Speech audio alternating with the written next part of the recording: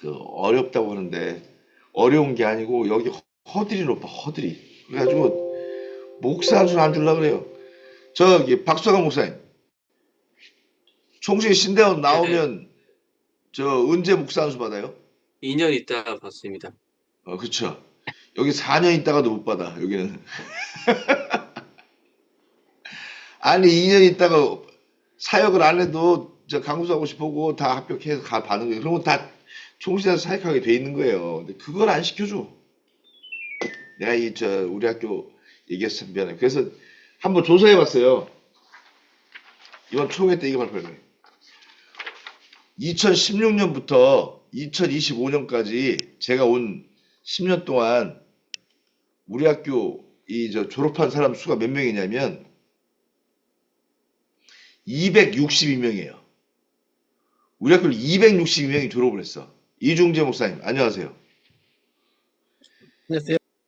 예, 그 중에 엠드부 졸업한 사람이 100명이에요. 100명. 100명인데 여기 이 순장교단에서 목사 연습한 사람 몇 명인지 아세요? 100명 중에 10년 동안 10명이 10명. 1년에 한 명씩 받은 거예요. 그러면 뭐 순장교단 바깥에서 받은 목사 안수 몇 명이에요? 24명이야. 24명. 이거 정말 여기서 죽으라고 키워놓고 우리는 목사 안수를 안 줘. 20, 양쪽 다 합하면 총 받은 수가 약 저기 35명이 목사 안수를 받았는데 그 중에 순장교단에서 받은 사람 10명밖에 안 되는 거예요. 그러면 이 학교가 커지길 바라는, 이 교단이 커지길 바라는 건가? 그게 물음을 안 할 수 없죠. 내가 이 박석환 목사님한테 물어본 이유가 이성환 목사님도 있지만, 저 고신 박광천 목사님도 있지만, 그 저 신대원 다니면 다 그 교단 사람이 되는 거예요, 원래. 신대원을 다니는데 교단 저기 뭐야 3년을 다니고 여기 교단에 등록금을 내고 다니는데 이 교단 편입을 안 시켜줘. 아유, 뭘 어쩌자는 건지 진짜. 그래서 제가 이번 다음 주 월요일 날 총회 가가지고 제가 이거 띄고 나서 그럴 거예요.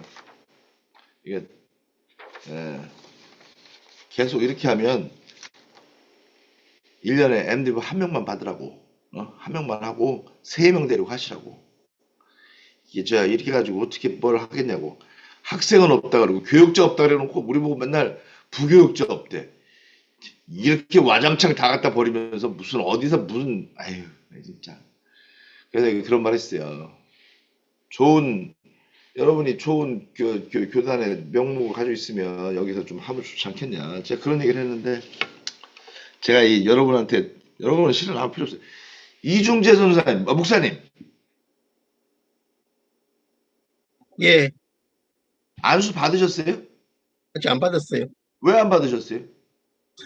지금 저 수업 시간이 15분부터 5분부터이죠. 뭐 상관없고 제 맘이에요. 이 수업 시간 제 맘이 제 맘인데 예, 내가 왜 그러냐면 나는 이중재 목사 저 전사님이 지금 좀 받았어야 된다 그러는데 제가 저기 박영복 교수한테 물었어요. 이중재 목사님이었더니 아직 안 받았다는 거야. 그 말도 안 되는 일이지. 그런 게 어딨어. 여기 MD부 졸업했는데 이게 좀 뭔가 이상하다 그랬죠. 그랬더니 저 말을 안 해. 뭐 말을 왜 안 하는 거야 지금. 저기 그 뭐가 다르다고. 여하튼 제가 드리는 말씀은 우리 저기 학교가 점점 더 이게 저 학생이 많아졌는데 여러분 생각해 보세요. 우리 학교 졸업생이 지난 10년간 260명이 넘었어요. 졸업생만. 260명. 우리 저기 이 순장교단 전체 교회가 몇 개예요? 60개, 60개. 이 60개 교회, 이 60개 교회밖에 안 되는 이 학교에서 졸업생이 260명이 나왔어요. 그럼 뭔가 생각을 좀 해야 돼요, 생각을. 죄송합니다. 제가 말이 많았습니다. 기도하고 시작하겠습니다. 하나님 아버지, 오늘도 저희가 모여서 복음서 시작합니다. 같이 해주시고 좋은 하나님의 말씀을 통하여 얻는 음, 열매가 우리 모두에게 있게 해 주옵소서. 감사하며 예수님의 이름으로 기도합니다. 아멘. 지각생들이 많아, 지각생들이. 좀 있으면 또 막 들어올 거예요. 이 지각생들 때문에 아주 죽겠네. 제가 여기다 지난 시간에 제가 하다만 그걸 먼저 시작하겠습니다.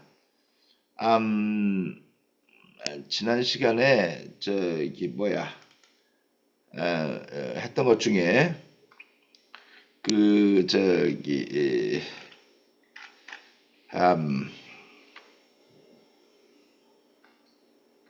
어때 이거다.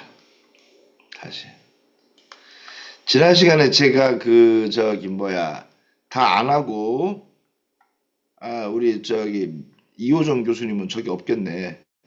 이 저 자료를 못 받으셨겠네. 자료 못 받으신 분 몇 분이나 계세요? 없어요? 지난주에 올렸던 거 한 번 더 올릴까요? 제가 채팅창에 지난번에 했던 9월 9일 거 먼저 올릴게요. 올리고 이따가 오늘 거 다시 한번 올릴게요. 이거 올릴 테니까 보시고 오늘 거 시작합니다.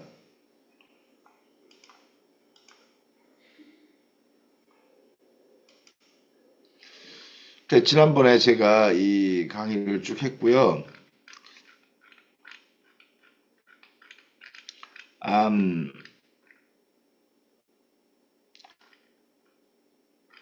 여기 안 한 것 같은데? 여기까지 한 것 같다. 여기.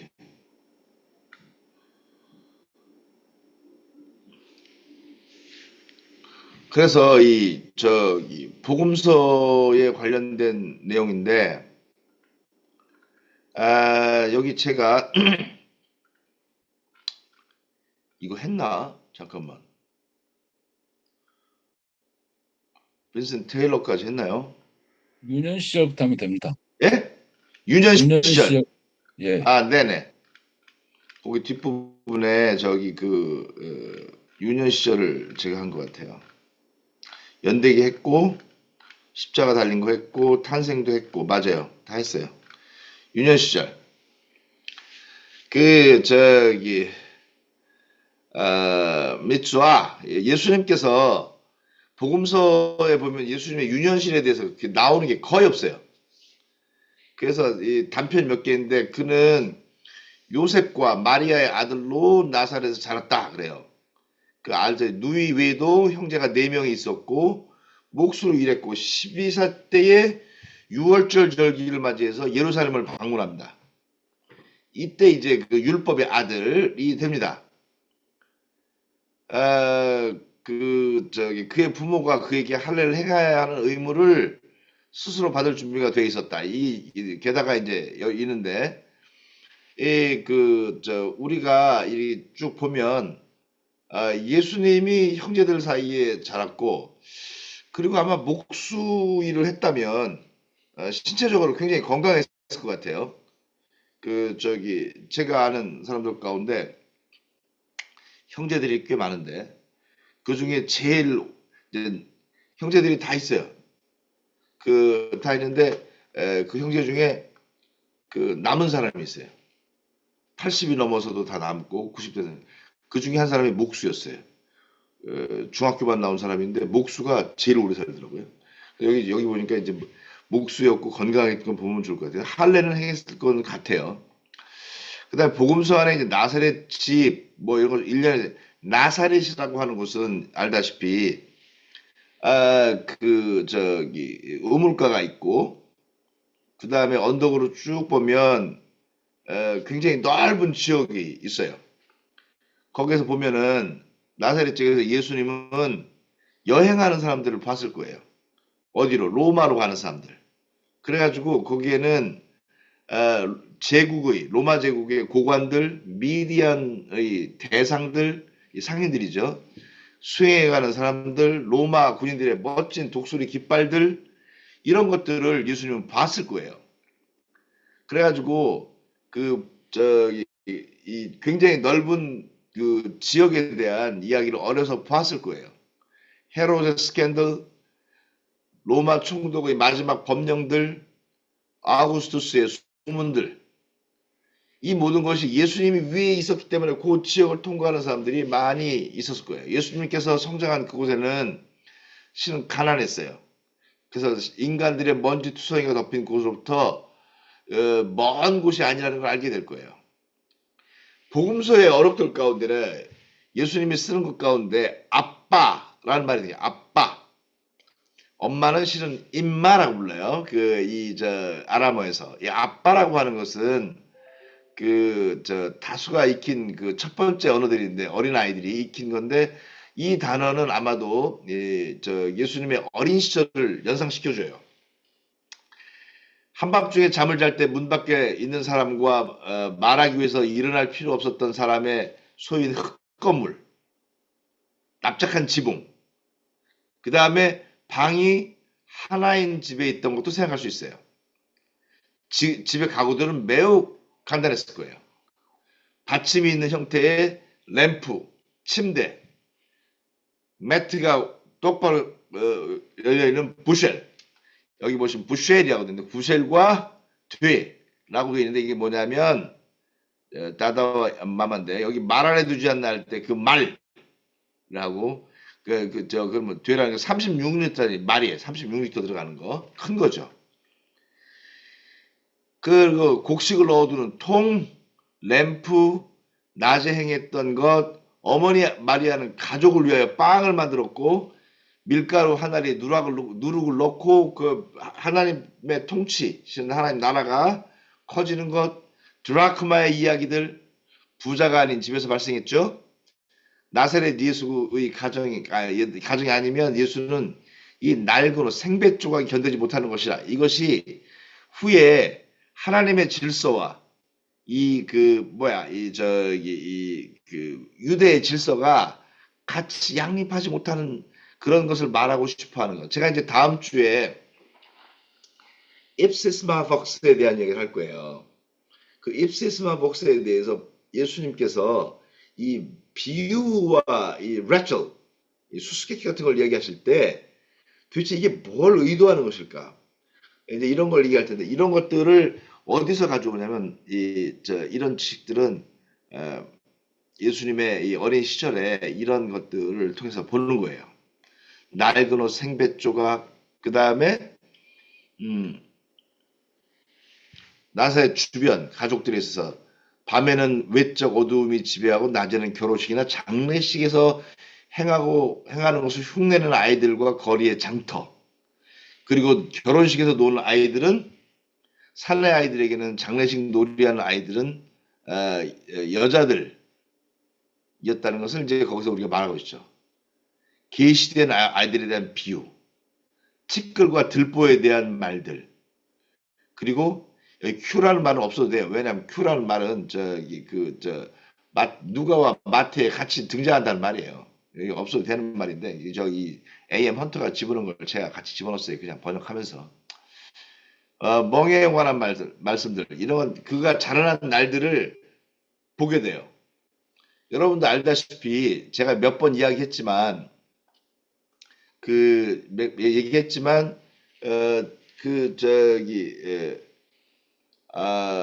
고린도서에서 여자가 겸손함의 표시로 두 권을 쓰라네. 두 권.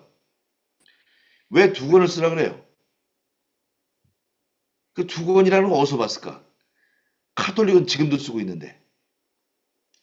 이 두 권을 쓴다는 건 굉장히 특이한 표현이거든요. 이게 바울이 어렸을 때 어디서 타소에서 이 아랍 쪽에서 온 사람들, 거기가 아랍과 아시아와 유럽이 모이는 타수스 있는 동네거든요. 거기 굉장히 많은 사람들이 있어요. 지금보다 훨씬 더 번창했던 곳이라고 얘기해요. 그래서 요아킴 예레미야스는 거기를 뭐라고 불렀냐면 서양과 동양의 문화가 페슈몰튼이라는 말을 써요. 그 녹아 들어갔다 이런 말이거든요. 그 녹아든 동네였다 그런 말을 써요. 거기서 바울이 어렸을 때 여자가 겸손한 표시로 이 두 권을 쓴다 그래요. 그 두 권을 쓰는 걸 그래서 고린도 교회 보내는 편지에 그걸 쓰는 거야. 이걸 예레미야스도 어디서 바울은 겸손의 표시로 여자가 두 권을 썼을까? 어렸을 때 다소에서 본 그것이라는 거예요. 거기에 비해서 지금 여기 예수님이 봤던 것은 그 정도 문화적인 곳이 아니에요. 여기는 좀 저기 그 좀 낙후한 곳이지. 여러분 알다시피 나사렛이라는 곳이 국경 지역이 가지고 이 혼혈아들이 많았어요. 그래서 이 그 저 뭐야 이 나사렛에서 선하는 것이 나오겠는가? 이 말은 뭐냐면 아 그런 저기 그 저 혼혈아들이 잔뜩 있는 거기에 우리 같은 유대의 이 혈통을 가진 사람들과 같은 존재가 있겠는가? 이런 말이에요. 이런 말을 거기서 한 거거든. 그러니까 이제 이 나사렛에 대해서는 굉장히 안 좋죠. 그래서 예수님의 교육을 우리 다 추측할 수밖에 없는데 아는 바가 없어요. 그러니까 세 개의 교과서가 이미 하나 있는데 하나는 성경, 구약, 자연, 사람. 꼭 여러분 저기 60년대, 70년대 우리나라 비슷하지 않아요? 60년대, 70년대는 맨날 군이 왔다 갔다 하고 이 싸움이나 하고 저 힘센 놈이 남의 거 뺏어 먹고 저기 난로 위에 저 뭐야 도시락 쫙 있으면 힘센 놈이 저 중간쯤 넣어가지고 따뜻한 도시락 먹고 힘없는 놈은 제 밑에 깔려가지고 시커먼 저기 7분도 쌀 먹어야 되고 그런 시대에 우리가 살았는데 이 저 2000년 전 저기 저 나사렛은 어땠을 것 같습니까?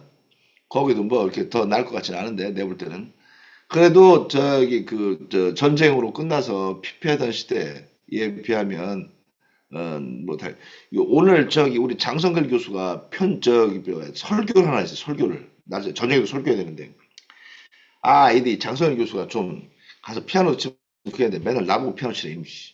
하여튼간에 그 저기 그 저 거기에 장성글 교수가 중요한 거예요. 이 20세기의 우리의 타락은 풍요에서 왔다. 풍요에서. 그 말은 굉장히 제가 쇼크였어요. 근데 그 말은 옛날부터 있었던 말이지만 기독교의 위기는 풍요에서 왔다 그래요. 풍요. 그래서 이 풍요로운 기독교라고 하는 것은 여러분 생각해 보세요. 풍요로운 기독교라는 것은 우리 시대에 별로 없어요. 기독교는 원래 좀 가난한 종교인데 이게 제도화되면서 이게 풍요로워졌거든요. 풍요로워지면서 욕심을 내게 되고 더 많은 걸 갖게 되죠. 근데 오늘 장성희 교수가 그 말할 때 제가 아주 많이 크게 배웠어요. 이 자연, 사람 이 세 가지를 알았다는 것은 복음서 여러 군데서 예수님이 사용하는 걸 볼 수 있어요. 또 하나는 교육이 가정과 회당 하나가 더 있죠. 성전. 그러니까 유대인들은 제가 몇 번 이야기했어요. 이건 제 얘기가 아니고 하워드 마샬이 유대인의 교육이라는 제목으로 강의를 한 적이 있어요. 논문을 쓴 게 있어. 근데 그 논문에 유대인은 세 군데에서 교육을 받는다. 하나는 성전, 그다음 매주일 가서 회당, 그리고 세 번째는 회당에서 배운 아버지가 집에 가가지고 자식을 가르치는 거예요. 요 세 가지가 아주 중요한 교육의 프로그램인 거예요. 이 셋 속에서 유대인들은 기본적인 지식을 가지고 크는 거예요. 여러분 제가 사도행전 강의할 때 베드로를 배우지 못한 자 이렇게 번역을 했는데 그게 제가 말했잖아요. 아그라마토스야. 그라마에다가 아를 붙인 거예요. 그라마는 헬라어에다가 앞에 알파를 붙여가지고 그라마가 깨지는 말을 하는 사람이야. 이 사람이 엄밀히 말하면 무식한 자가 아니고 저기 제2외국어가 잘 떠듬떠듬 하는 거야. 그러니까 저기 베드로는 뭘 못해요? 이게 아람어는 잘하는데 이 헬라어나 라틴어를 잘 못하는 거야. 그러니까 거기서 이 학식이 없다. 이게 학식이 없다는 건 뭐예요? 한국에서 학식이 없다는 말을 하는 게 뭐예요? 옛날에 여러분 저기 20세기 저기 6.25 지나고 나서부터 한국 사람에게 학식의 척도는 뭐예요?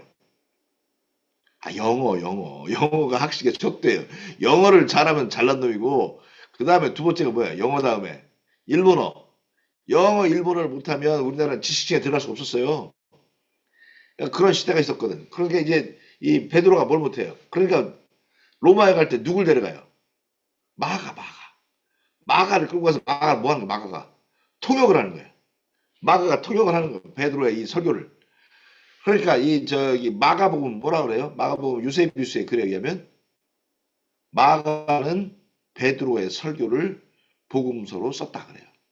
썼다 그래요. 그러니까 이 마가복음의 내용들은 베드로의 머릿속에 나온 것 같아. 그래서 베드로의 이야기가 제일 많이 나와요. 거기 베드로가 막 이렇게 했던 거 저렇게 했던 게 굉장히 사실적으로 언급된다고. 근데 이 그 저기 그 이 저 뭐야 그 이 저기 이 세계의 이야기들이 들어왔는데 그 다음에 사람이에요. 이 당시만 해도 사람의 종류가 뭐 얼마나 된지 모르지만 대부분은 아마 주이시들이 모여 있었겠죠. 근데 저기 복음서 안에 사람에 대한 비유나 이게 다음번에 제가 비유에 대한 얘기를 조금 언급할 건데 다음 시간에는 이 세 가지들을 잘 알았기 때문에 복음서들을 그걸 썼어요. 근데 이 회당에서 뭘 배우냐? 회당에서는 3년에 한 번씩 모세오경을 읽어요. 모세오경을 3년에 한 번씩. 그러니까 이제 유대인들은 저 세컨 템플 주데이즘 제2성전 유대교가 지난 다음부터는 이 그 율법에 대한 그 이야기들을 많이 하죠. 그래서 이 저 3년에 한 번씩 토라를 다 외우면 나중에 크면 적어도 토라 아는 거야. 베드로가 비록 그 저 무지했다고 하지만 실은 그 누구야 오스카 쿨만이 베드로에 대한 이야기를 썼는데 베드로는 상당히 식자층이었다는 거야. 그리고 뭐야 밑에 그 저기 어부여서 그 저 사람들을 거느리기 때문에 이 족장 계열의 위치를 가지고 있었다는 거예요. 그러니까 이 저기 베드로 이 저 베드로뿐이 아니고 예수님도 회당에서 이 학교도 운영했어요. 학교에서 회당에서 그래서 주요 과목들이 율법서, 선지서 그리고 전승이 뭐냐면 해석들이야 해석들. 그리고 쭉 내려오는 것들을 알았다는 거예요. 그 당시에 유대인들이 가지고 있었던 성경에 대한 지식 이런 것들에 대해서 예수님도 분명히 가지고 있었을 거예요. 그리고 그것들을 뭐예요? 믿음의 눈 또는 이 새로운 그 저 관점으로 보는 눈을 예수님이 이 그 가지고 있는데 그게 왜 알 수 있냐면 여기 제일 마지막에 제가 그걸 썼어요. 요 말이야. 이 딱 하나 나와.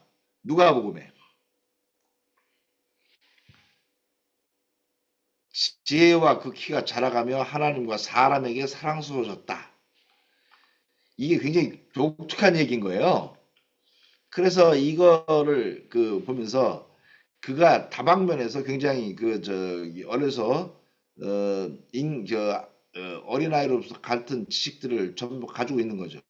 그래서 믿음의 눈으로 읽었고 그 저 학문이나 무슨 히브리 편람 이런 걸로 한 게 아니에요. 오히려 이제 하나님의 은혜에서 오는 이 새로운 것을 눈을 떴을 거예요.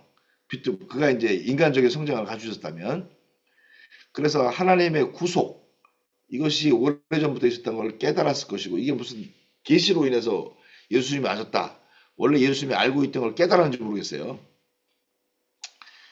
그 다음에 선지자에 대한 생각이 아니라 선지자, 제사장, 왕을 통하여 이스라엘에게 말씀하시는 하나님, 은혜로운 인도함, 하나님의 개입 이런 것들을 아마 저기 종말론 묵시와 함께 예수님이 얻었을 거예요. 그러니까 이런 것들을 뭔가 이 알다시피 여러분 구약 성경이라고 하는 것은 이 당시에 그 구약 성경이라는 게 선언권이 정해진 게 아니에요. 제가 이제 첫 시간에 여러분 말씀드렸잖아요. AD 90년이 돼야만 이게 움직여지는데 그 거기에 이 저기 특별히 몇 개의 그 구약 성경들은 굉장히 힘들었어요. 에스겔서 같은 경우, 아가서 같은 경우 이런 경우는 못 들어올 확률이 되게 높았는데 그게 이제 나중에 들어온다고.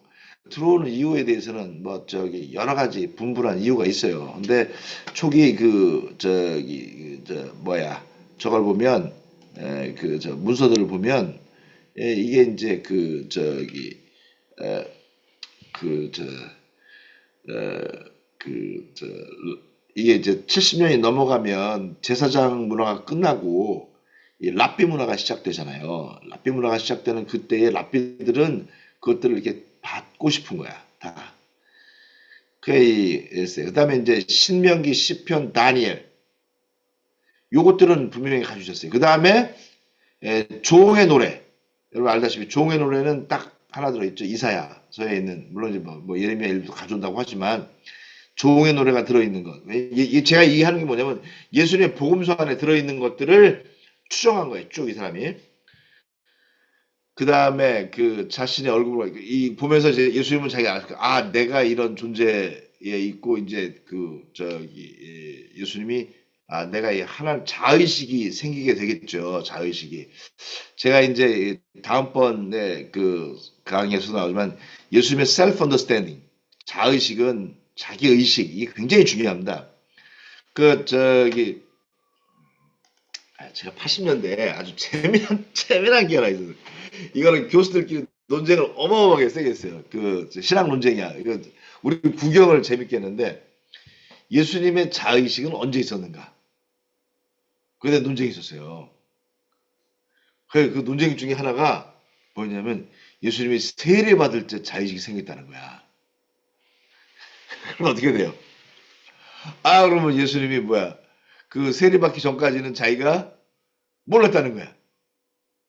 그러면 예수님에 대한 뭐가 위태롭게 돼요? 신성. 예수님의 신성에 대해서 이제 얘기되잖아요.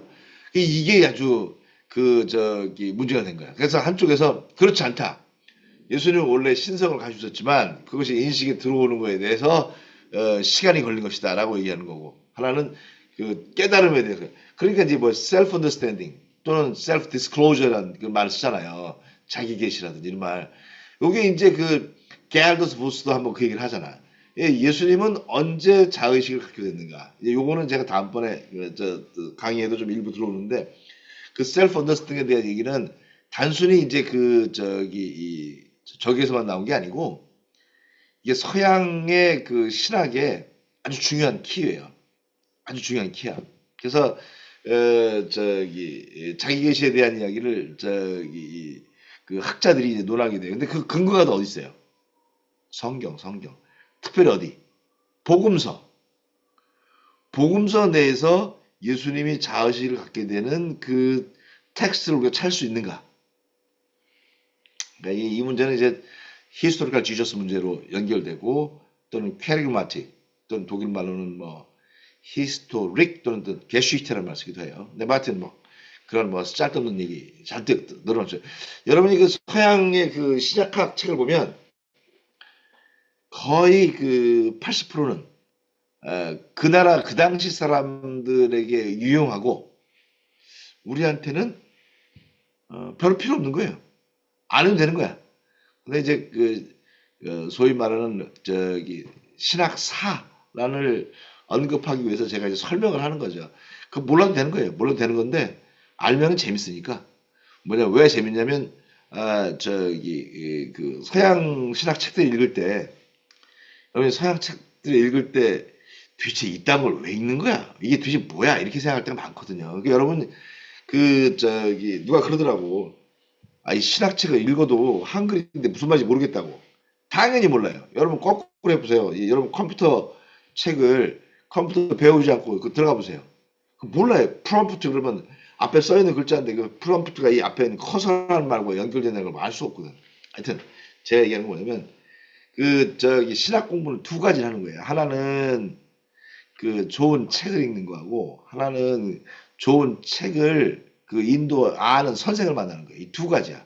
그래서 제가 이거 때문에 아주 오랫동안 고심을 했어요. 근데 제가 이제 어떤 서울대 국악과 나온 사람하고 40년 전에 만났어요. 저는 신학과 4학년인가 3학년이고 그 사람은 장신대 3학년인가 그랬어요. 신대원. 국악과 나왔는데 피아노를 좀 치면서 어떤 교수 앞에서 피아노를 치길래 제가 그랬어요. 좋다. 그래서 그 사람이 나보고 뭐 할 거냐고 그러더라고요. 그래서 신대원 간 다음에 신학 공부를 더 하고 싶다고 그랬더니 탁 저한테 한마디가 뭐라 했냐면, 저 그 사람 지금도 알아요. 그 사람은 저 몰라도. 신학과를 나와서 신학대학을 다녔으면 분수에 맞게 목회를 해야지 무슨 신학을 공부하려고 하느냐, 저한테 그러더라고요. 그래서 내가 그 얘기를 듣고 그렇군요 이렇게 제가 이제 했어요. 근데 그 사람은 나중에 독일에서 박사했는데 실천신학으로 박사를 했고 저는 박사를 했는데 신약학으로 한 거죠. 그 사람은 유명한 사람이에요. 지금 우리나라에서 되게 유명해요. 총장도 한 2번 하고 다니고 몇몇 대학에서. 제가 드리는 말씀은 이 공부를 할 때 알 수 있는 공부가 있고 알 수 없는 공부가 있는데 제가 지금 여러분한테 신약학이라는 걸 계속 강의하잖아요. 제가 신약학 강의만 제 생각에는 배우고 들은 것만도 한 40, 한 2, 3년 하는 것 같아요. 근데 이게 재밌기도 하지만 쓸데없는 거일 수도 있어요. 그렇지만 이걸 들으면서 성경을 보는 여러 가지 눈들을 갖게 됩니다. 저도 그랬고. 그러니까 여러분 여기 지금 제가 이야기하는 건데 이제 마지막에 에녹서나 외경서도 분명히 예수님이 보았을 것 같대요. 추측키로. 왜냐면 다 봤으니까 그 당시에. 그 다음에 대부분의 경우는 뭐냐면 예수님이 아람어를 썼으니까 아람어로 쓰였던 몇 개의 설교 있었어요. 마가는 예수님이 썼던 말 중에 이런 말 써요. 달리다쿰, 에바다, 아빠. 이 몇 개 안 되는 단어들 써요. 이게 굉장히 중요한 키워드예요.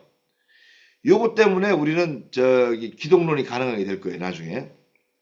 나사렛 회당에서 이사야 히브리어로 된 두루마리 때문에 걸 봐서는 예수님이 히브리어도 알고 있었던 것 같아요.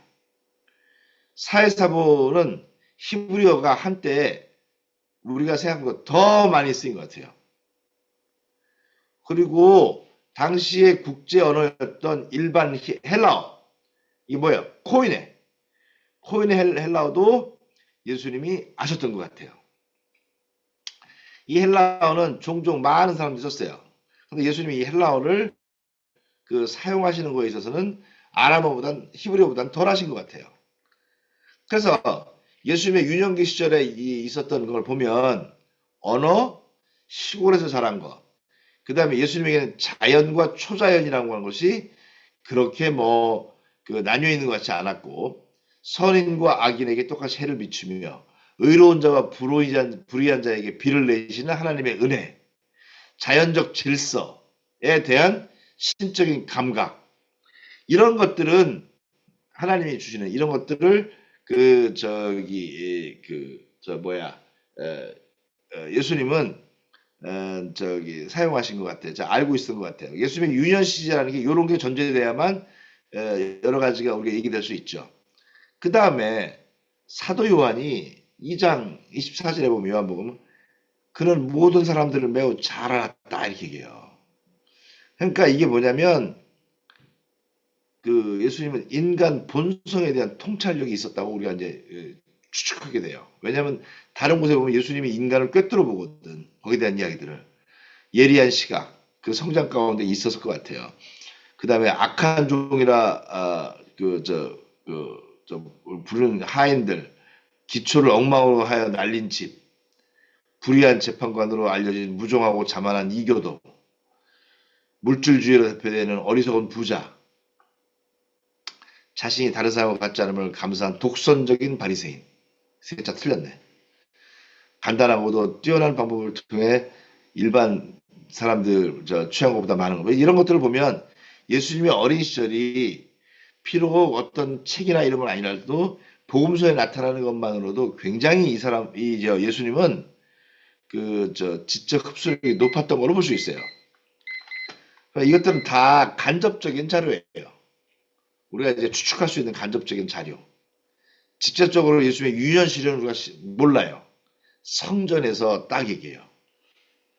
어릴 때부터 예수님은 자신이 하나님의 유일한 아들이라는 의식을 보여주는 서술. 누가가 진술하는 거 딱 하나 있어요. 누가 보면 2장 41절에서 51절. 이거는 여기 뒤에 L이라고 쓴 것은 누가만 가지고 있는 자료인 거예요. 이게 굉장히 특이한 거야. 내가 나의 아버지 집에 있어야 될 줄을 알지 못하셨나이까? 라고 자신의 모친에게 대답했다. 요 말에는 이 소년 예수가 굉장히 가지고 있는 지식이나 내용들을 함축적으로 말해주고 있어요. 앞으로 있을 복음서에 언급되는 굉장히 많이. 왜냐면 복음서라는 게 예수님의 저기 저 바이올로지가 아니라 비블리오그래피가 아니에요. 그 저 뭐야 자서전이 아니야. 어, 그게 이것은 굉장히 특이한 거예요. 태어남과 중간 사정이 없고 그가 등장을 해가지고 복음을 전하다 죽는 얘기만 나와. 이거는 이게 복음서가 가지고 있는 장르가 완전히 다르다는 장르를 가지고 있죠.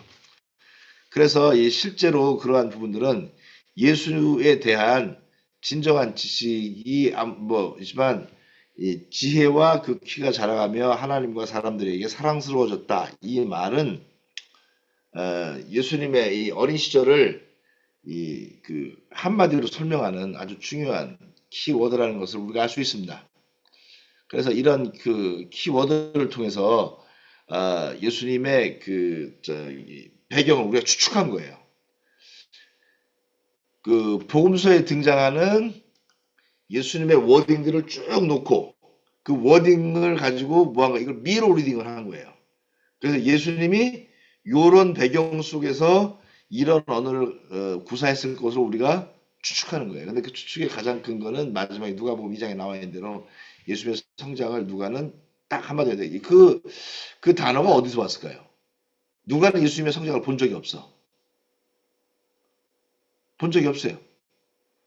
바울은 예수님의 성장을 봤을까요? 바울도 없어. 바울도 없는 거예요. 그럼 이 누가는 이 텍스트를 어디서 가져왔을까? 제 의문이에요. 10분간 쉬겠습니다. 10분 쉬고 다시 오겠습니다.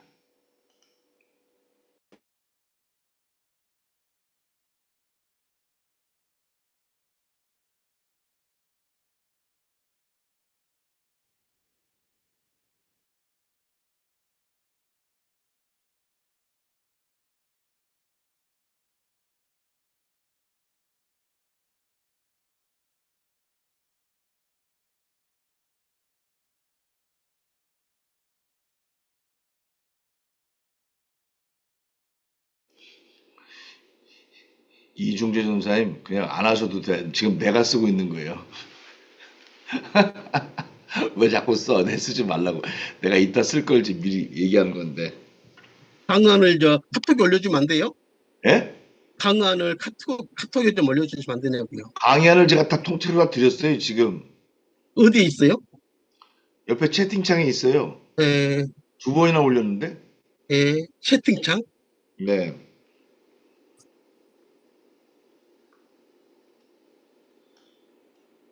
다시 올려드릴게.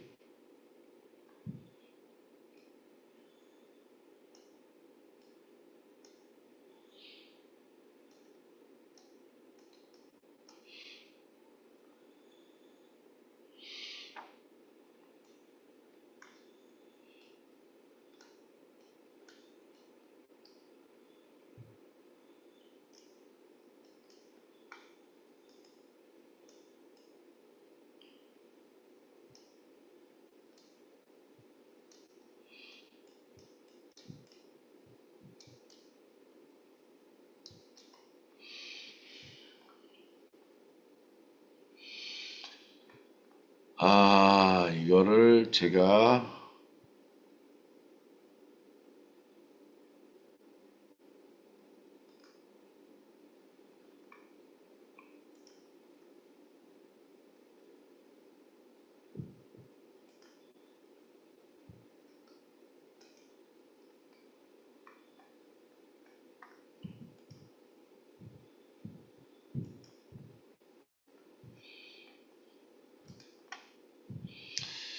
정광목 목사님 그 지각.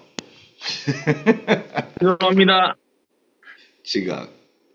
근데 뭐 점점 못 들어오는 사람들이 많아가지고 여기 뭐 담임 목사, 부목사들이 많아가지고 여러 가지 일들이 많은 것 같아요. 이제 수업 듣기가 쉽지 않죠. 제가 볼 때는 이게 어려운데 할 수 없다고 생각해요. 저는 이제 이쪽에 이 직업을 이렇게 가지고 있으니까 하루 종일 앉아가지고 막 이거 쓰고 막 이렇게 하는데 목회하려야 또 자기 일하면서 이거 하기는 굉장히 어렵습니다. 여러분 저 같은 경우는 이거 혼자만 하는데도 근데 이게 총장하고 이게 옷이 안 맞아가지고 좀 힘들긴 한데 여하튼간에 제가 어제하고 오늘 하루 종일 앉아가지고 글을 쓰고 또 가서 얘기하고 뭐 이렇게 저한테 시비 거는 사람들이 많아가지고 이게 정신적으로 이게 좀 피곤해. 그래서 이 교수들도 내 맘대로 안 되고 그래서 그냥 누가 그러더라고요. 다음번 총장은 누가 되냐 그러길래 누가 되긴 장성균 교수가 해야지 그랬더니 왜 장성균 교수가 하냐고 그래서 그거 내가 어떻게 알아 나이가 제일 많으니까 저 시키면 되지 그랬더니 총장은 나이 순으로 하는 게 아닙니다 그러더서 그럼 마음대로 하든지 뭐 내가 알 거 아니고 내가 지금 내 코가 석자야. 내가 지금 할 게 많고 나 공부하는 게 많고 그래서 요즘은 그런 생각을 해요. 이게 그 독일 말의 이름 아세요? 이거 한트라이븐 이게 뭐냐면 이 기분이 좋을 때 이 손바닥을 비빈단 말을 써요. 근데 난 기분이 좋진 않은데 하여튼간에 그래서 공부를 하는 거에 대해서 제가 뭘 좋아하나 생각해봤어요. 지금까지 살면서 제가 재밌어하는 거. 인생이 재밌어하는 걸 해야 돼요. 재밌어하는 거. 그러니까 제일 재밌어하는 게 뭔가 하고 그러면서 제가 처음 독일에 갔을 때 독일 사람들이 대학생들이 이제 저와 같이 있어. 저 그때 이제 목사였는데 대학생들 20대 애들하고 나는 그때 29살이고 그때 입학한 애들은 22, 3살. 걔네들하고 매일 노는 거예요. 남자고 여자고 막 이태리 애들, 독일 애들 막 딱 노는데 걔네들이 취미가 뭔지 아세요? 제가 독일말로 하면 캔넨쭈레리이래. 사람 사귀는 게 취미라는 거야. 그래서 내가 이것들이 정신이 있나 피곤해 죽겠는데 사람을 맨날 걔네들은 사람을 만날 수 있는 확률이 굉장히 적어요. 다 각자 사니까. 그래가지고 새로운 사람과 만나는 게 너무 즐거운 거야.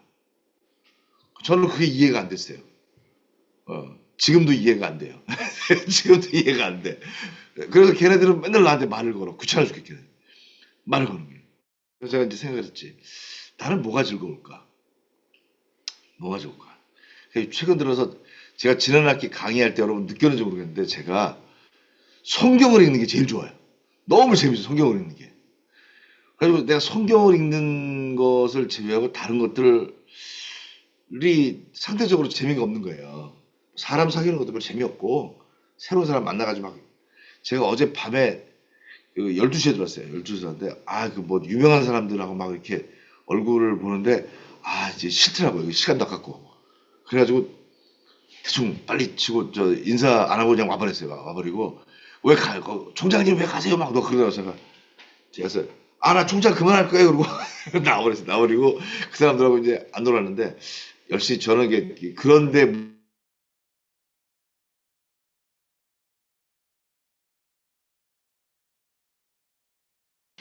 다음번에 제가 강의할 내용들을 제가 막 썼는데 제가 쓴 글들을 뭘 놓고 썼냐면 제가 대학교 4학년 때 쓴 글이 있어요. 대학교 4학년 때 쓴 글을 놓고서 제가 다시 강의안을 쓰는 거예요. 근데 대학교 4학년 때 쓴 글인데 너무 잘 썼어. 제가 생각해도. 그래가지고 그거를 내가 대학교 4학년 때 걸 보면서 이 꼬맹이가 정말 그땐 정말 부모님도 안 보고 월화수목금과 토요일까지 학교에 있으면서 일했어요. 공부했어요. 너무너무 재밌어가지고. 그리고 유학도 그렇게 간 거죠. 우리 부모님이 참 안 됐어. 아들의 효도를 못 받았어요. 내내. 평생에 아들이 공부하는 것만 보고 아들의 효도를 거의 못 받고 돌아가셨어요.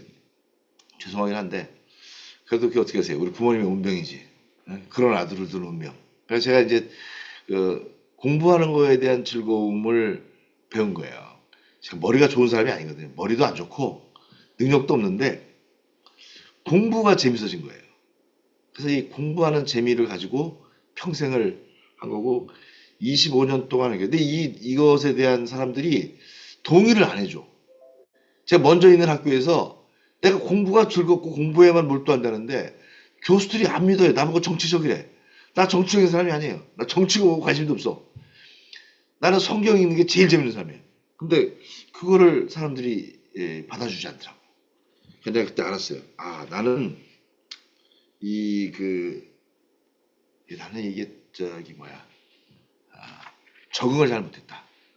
그 어저께 나오는데 그 옆에 저 이화대학 교수 하나가 같이 나왔어요. 인사하는데 그 교수한테 제가 그랬어요. 아, 네 교수님, 제가 한국에서 적응을 잘 못해가지고 빨리 이걸 좀 탈피하는 방법을 머릿속에 있다니까, 그 여자 교수예요. 여자 교수가 딱 그런 게, 아니, 총장이 되었는데 적응을 못하면 나머지는 뭡니까? 그러는 거예요. 나머지 교수들은. 제가 그 사람들은 적응을 잘한 거고 나는 잘 못한 거라고 마음에 안 만들었어요. 제가 이 이야기를 계속하는 게 뭐냐면, 여기 다 뭐 저하고 연배도 비슷하고 저보다 다 높으신 분인데, 어, 성경을 보면서 저처럼 행복하셨으면 좋겠어요. 별 얘기 아닌 걸 가지고 되게 오래 얘기했는데, 제가 여기다가 오늘 강의안을 하나 또 올려드리겠습니다. 제가 이런 거 쓰는 게 재밌다니까요, 저는. 이게 되게 재밌어요. 제가 여기 그 예수님 사역에 대한 이야기를 하나 더 올립니다. 오늘 거. 제가 하나 더 올릴 테니까 우선. 이중재 전사님, 보입니까? 채팅창.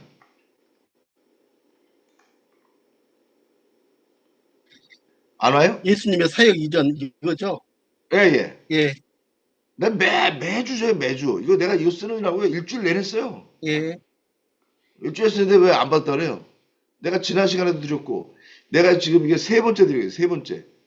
이거 세 번째 쓰는 동안에 내가 거의 30페이지 넘게 썼어요, 나. 이거 다 모아놓으면요. 이거 다 모아놓으면 여러분 복음서 강의한 한 학기양이 넘을 거예요. 제가 써서 드리는 거예요. 번역도 근데 하고. 강화를 채팅에 올리면요. 예. 다음 주에 볼 때는 사라지죠. 예? 다음 주에 이걸 이제 채팅을 열면은 사라지잖아요. 다음 주에 또 새로운 창이 열리는데, 예. 업쪽에 새로운 걸 또 넣어주는 거죠. 카톡 올리면 계속 저는 남아있잖아요, 한 달간. 계속 이걸 하는 이유가, 제가 보니까 이제 가르칠 날도 얼마 안 남았어. 그래가지고 제가 아는 걸 막 다 써서 주는 거예요. 여러분 써먹으라고. 다 써먹으라고. 제가 이제 이거 끝나면 네 학기만 더 하면 제가 이제 정년퇴직을 해요. 만세. 그리고 이제 제가 이제 사라질 테니까 그 전에 일을 다 끝낼 거예요. 다 끝낼 거예요. 근데 하여튼 제가 드리는 말씀은, 제가 이게 여러분도 알다시피 나이에 비해서 약간 철이 없잖아요. 제가 얘기하는 거 보면, 저 사람이 도대체가 이제 나이를 어디로 먹었나 이런 생각이 들 정도로 제가 이 말이 많아요. 말이 많고, 별로 이렇게 동의가 안 되는 게 많잖아요. 그렇게 평생을 산 거예요. 이호정 교수님 웃지 마세요. 왜 자꾸 웃어? 제가 그 정도로 좀 철이 없는 교수예요, 제가. 왜냐면 이 세상 물정을 잘 몰라. 내가 지금 생각해도. 근데 제가 하고 싶은 걸 하고 사는 거예요. 이제 누구 눈치 보는 것도 지겹고, 누구 뭐 하는 것도 이제 다 필요 없고, 이제 제가 하고 싶은 대로 사는 거예요. 자, 여하튼 제가 이걸 하는 이유는, 이제 여러분하고 재밌게 하려고 해요. 재밌게. 복음서 신학이 아니고, 잠깐만, 이게 아니고 내가 보내드렸던 게, 오케이, 얘는 지워야겠다. 여기 재미난 게 있어서 한 거예요. 자, 여기 보시면, 에잉? 어디 갔어?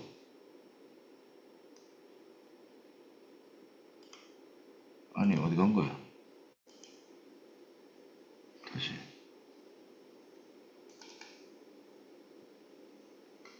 됐다.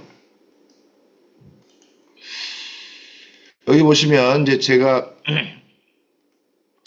지금까지는 이제 예수님의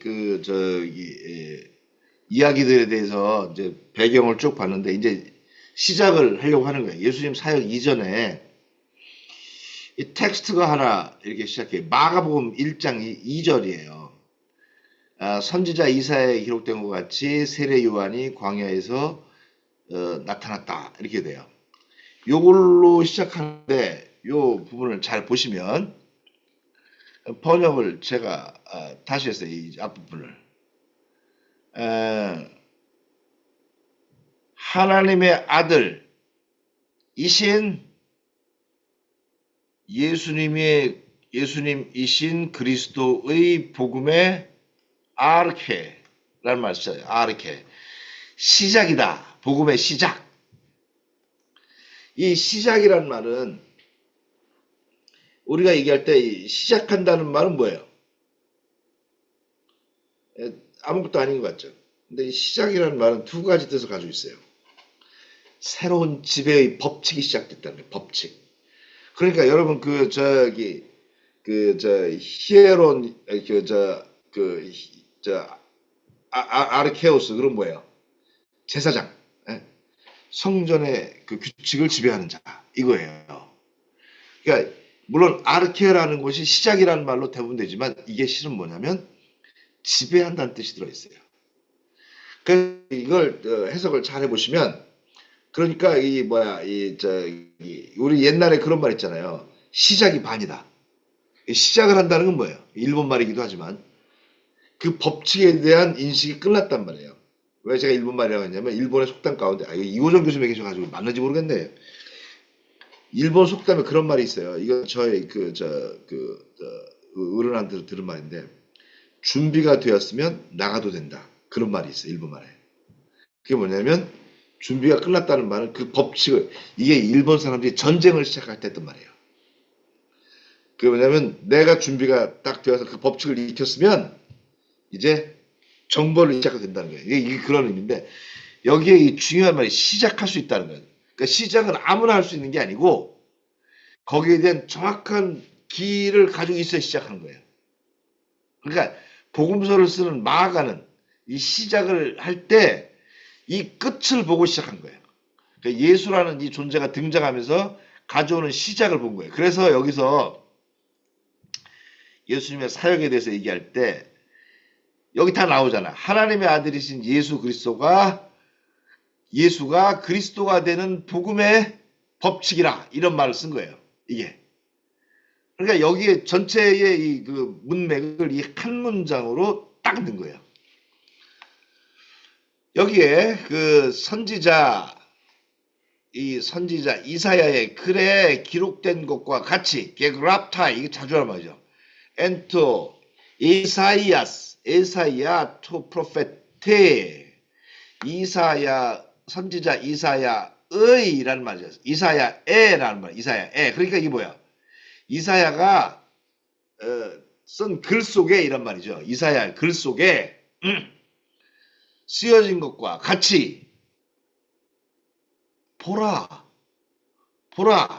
이게 등장해. 우리 성경에 잘 안 나와 이게 제가 막 쓴 거야. 보라 나의 사자를 또 나의 천사를 내가 나의 천사를 너의 얼굴 앞에 우리말은 뭐라고 했는데요? 잠깐만요. 우리말 볼게요. 잠깐만. 우리말에는 내 앞에라고 이렇게 보라 내가 내 사자를 내 앞에 보라느니 이렇게 했잖아요. 근데 여기 보면 너의 얼굴 앞에 그 똑같은 말이지. 너의 얼굴 앞에 나의 천사를 내가 보낸다. 현재형 보낸다.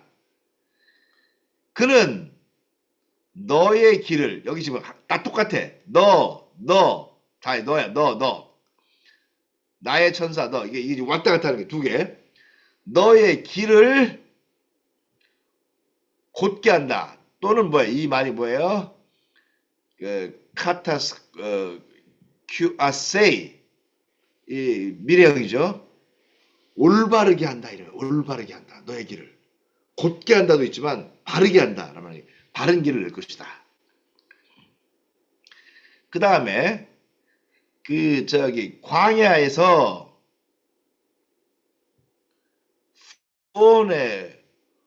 본토스 광야에서 부르는 소리가 있어요. 부르는 소리.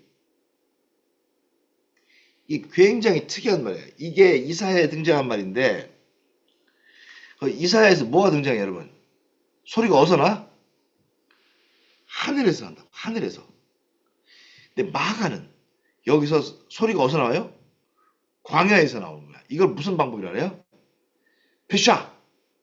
이 페샤라는 방법이에요. 이게 무슨 방법이냐면 이게 랍비들이 쓰는 방법인데 이 구약에서 등장했던 단어를 지금 이 시간에 연결해 가지고 말하는 법이야. 이걸 언제 써먹어요? 사학교 MMT 쿰란에서 저 전쟁 쓰는 거 말고 요나단에게 쓰지. 요나단에게 쿰란의 대장이 누구예요? 의의 교사. 의의 교사가 딱 등장을 해가지고 요나단 저 나쁜 놈을 시키. 저 사악한 놈이 있는데 구약에 있는데 바로 저놈이다 이렇게 얘기한다고. 이거를 피셔. 그러니까 과거에 있었던 어떤 상태의 그 사건, 구약에 나오는 내용을 지금 저놈 얘기하는 이런 방법이 있어요. 요걸 페샤림이라는 그 방법을 써요. 이게 구약에서 저 구약을 신약에 지금에 갖다 놓는 방법인데 콤란에 쓰던 방법이에요. 이것을 누가 마태복음에 종종 들어요. 이걸 도널드 거스리가 자기의 그 책, 그 개론책에다가 페샤에 대한 이야기를 조금 해요. 페샤. 여러분 나중에 이 페샤에 대한 그 해석법 찾아보세요. 성경에서 잘 안 쓰는데 이 살짝 누구야 바울이 쓰기도 해. 네, 여튼 바울이 가지고 있는 이 페샤에 대한 이야기를 하는데 여기 등장을 해요. 그래서 광야에서 부르는 소리인데 여기서 이제 바뀌는 거지. 이 하늘에서 부르는 소리가 아니라 광야에서 부르는 소리.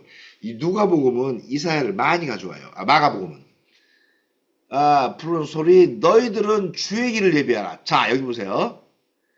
여기서 헤토이마소가 등장하죠. 주의 길, 너의 길. 보이세요? 주의 길, 너의 길. 두 개 맞춰놨어. 그 다음에 유세이아스 에이테. 이게 메이크 동사잖아. 이게 뭐예요? 그의 그 길을 똑같아. 여기도 똑바로 만들어라. 이 똑같이 길게 올바르게 포이에테 만들어라. 이 두 가지 같이 있는 거야. 예비하라 이러지만 둘 다 준비하는 거예요. 그러면서 등장을 딱 하는 거예요. 에게네토 이오안네스 호밥티존. 우린 세례 요한이라고 하지만 세례를 광야에서 어떻게 해요? 광야에서 그리고 이 세례를 선포하면서 세례를 주는 자인 요한이 등장하겠다 이거야. 근데 그것이 무슨 세례예요? 죄. 이 죄를 어떻게 해요? 한계가 아니야. 죄들을 탕감하기 위하여 회개의 세례를. 재밌잖아요 여기. 예? 저만 재밌나? 저만 재밌나? 예.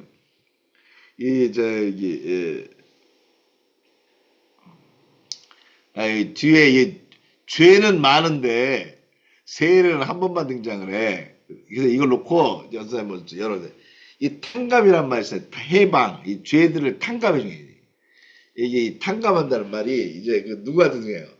바울에게 가면 뭐가 등장해요? 바울에 가면은 이 속죄의 개념이 등장하죠. 이 같아야 되는데 조금 달라. 이게 이게 이제 그 복음서하고 이 바울하고 개념을 접근해 나가는데 내가 볼 때는 조금 달라요. 이게 마가가 뭘 좀 바울에게서 가져온 것 같긴 한데 베드로에게서 가져온 것 같긴 한데 누가하고 좀 다르단 말이에요. 그건 제가 지금 설명할 수는 없어. 이제 나중에 설명할게 또 기회가 되면. 그래서 이 등장을 해요. 그래서 이 선포하며 등장을 해. 그래서 이 세례 요한의 등장은 아주 특이해요. 이 세례 요한 여러분 알다시피 봐요. 세례 요한은 네 복음서와 사도행전을 다 이거 좀 나와요. 이 준엄한 하나님의 사람으로 이게 요세푸스하고 유대 전쟁사에도 조금 등장을 해. 헤롯이 요한을 체포한 이유가 헤로디아가 행한 행위를 정죄했기 때문에 얘기하는데 이것들은 굉장히 요세푸스 기록하고도 잘 맞아요. 근데 여러분 혹시 오페라 중에서 리하르트 슈트라우스가 쓴 살로메라는 오페라를 혹시 본 적 있어요? 그게 이걸 배경으로 했어요. 이걸 배경으로 살로메를 했는데 그 리하르트 슈트라우스, 요한 슈트라우스 말고 리하르트 슈트라우스는 아주 여러분 독일 사람 중에 아주 특이한 사람이야. 이 사람이 저기 히틀러 나치에도 협조한 사람이고 아닉테의 선생이에요. 아닉테의 선생인데 그 저기 짜라투스트라는 이렇게 말했다 2001이라는 그 곡을 써요. 그 곡이 그 일본에 대한 곡이에요. 일본. 그래서 그거 초연을 아닉테한테 줬다가 아닉테가 그걸 거절했다고 소문 나 있어요. 그래서 일본에 대한 거절이라고. 근데 제 얘기는 슈트라우스가 이 살로메에 대한 이야기를 한다고 해요. 살로메가 여러분 그 세례 요한의 목을 가져갈 때 어떤 춤을 춘 것 같으세요? 우리는 아무것도 아니라고 생각해요. 살로메는 실은 조카지, 조카인데 조카의 춤을 가져오고 그 춤이 뭐였길래 세상에 반을 준다고 했을까?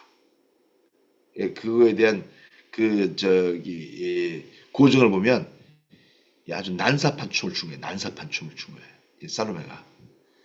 이 난사판 춤에 원래 1세기에 여러분이 1세기에는